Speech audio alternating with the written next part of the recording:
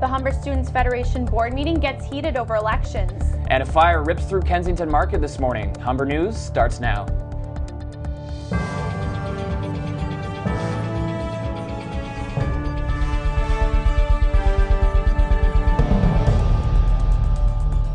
Hello, it's Thursday, March 20th. Welcome to Humber News, coming to you from the Broadcast Center here at the North Campus. I'm Kelly Kazakia. Thanks for joining us.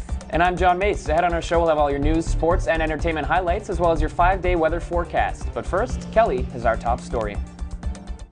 Emotions ran high at the HSF Board of Directors meeting last night as disqualified HSF presidential candidate Tim Berlante pleaded for an appeal. Video recording was not allowed, but there were audio recordings. Ultimately, this whole situation centers around whether I should be granted an appeal or not. And that's where we need to focus the most. So it's not about me, it's about process. The HSF policy states any appeals for incidences occurring before the close of polls must be officially submitted before the ballots for the election are counted. Berlante did not appeal his strikes until after he was disqualified by Chief Returning Officer Natalia Toussaint. Chief Financial Officer Frank Rizzi said at the meeting it's ultimately the decision of the CRO. It's mentioned at the discretion of the CRO. And so the policies are written with gray areas in order to leave room for reasonable interpretation. That's the CRO's job. Candidate for Vice President of Student Life Karnish Babaria, who was also removed from the ballot, accepts one of his strikes for leaving ads on Facebook, but strongly disputes leaving posters on display after the campaign period. Babaria supports Berlante in his pursuit of an appeal. Humber News reporter Adam Kozak has been following the story since the news broke last Thursday. He was at the meeting last night and joins us now in the studio. So Adam, no appeal for Berlante? There will be no appeal for Berlante. Berlante came into the meeting hoping to get one from the board, but the members felt that based on the elections and review policy, there would be nothing they can do. Their hands are tied. And so even if there was an appeal, they would be ultimately biased because of the Humber News coverage as well as the Facebook posts he's posted. Okay, so I'm told the meeting lasted about 3.5 hours. Can you describe the tone of this meeting? Yeah, it was pretty intense. There was a lot of personal remarks made between Berlante, Colin Edwards' crew, and Kay Tracy.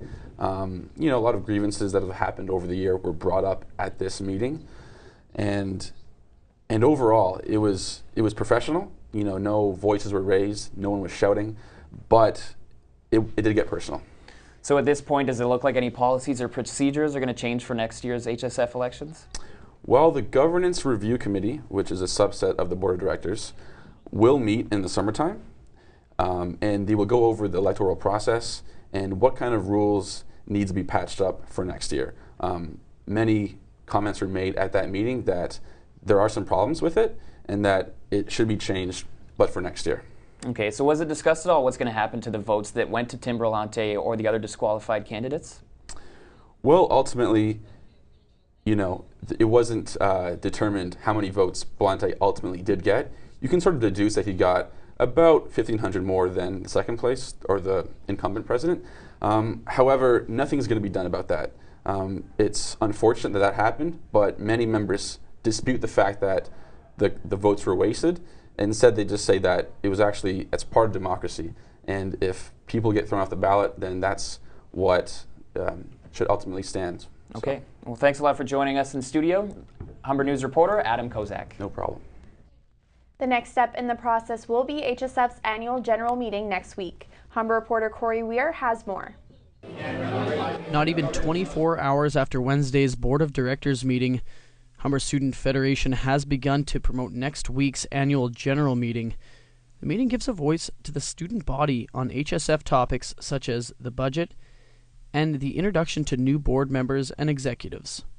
We took to the halls of Humber to see if students would attend. No, I wouldn't.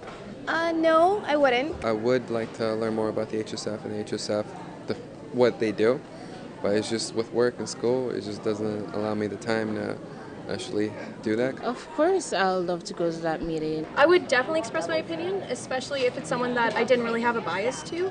I love to explore things neutrally, and I'm really opinionated. So, yeah, definitely. HSF Finance and Operations Officer Frank Reezy, shown here talking with President Tim Brilhante, was at last night's meeting but wasn't available to make a comment. The HSF annual general meeting will take place here at the North Campus on March 26th at 11 a.m. Transportation will be provided for Lakeshore Campus students. Corey Weir, Humber News. Thanks, Corey. Turning to other news, 2 men are dead and 10 other residents are injured after a fire broke out in a rooming house on St. Andrews Street in Kensington Market early this morning. Police arrived at the scene at 2 a.m. where they rescued 12 people from the fire.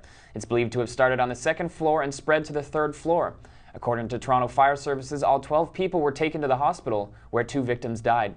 The cause of the fire is still being investigated. 2 men in their 40s have died from multiple gunshot wounds sustained near Danforth Avenue and Woodbine Avenue last night. The double shooting occurred just outside a coffee shop. One of the victims was pronounced dead at the scene and the other died in hospital overnight. Meanwhile, a woman in her mid-20s is in hospital after being stabbed multiple times in the head and stomach outside Scarborough Town Centre. The incident occurred around 7:30 last night. The woman is currently in serious but stable condition. Mayoral candidate Sarah Thompson rode up to City Hall in an old-fashioned way to officially enter the race for Mayor of Toronto. Thompson filed her nomination papers this morning after arriving in a horse-drawn wagon. The reason for entering the race this way was to draw attention to the core of her platform, the need to improve Toronto's public transit system. This is the second time Thompson has run for mayor. She dropped out in 2010. Last year in March, Thompson accused current Mayor Rob Ford of behaving oddly and grabbing her buttocks at a gala event. When we come back, we'll have more news from across the country and around the world. Mark McKelvey will have the sports news, and we'll have your weather forecast with Darren O'Malley. The harsh winter is finally over, but it may not feel like it just yet. Cooler temperatures are still lurking. I'll have all the details for you coming up in your weather forecast.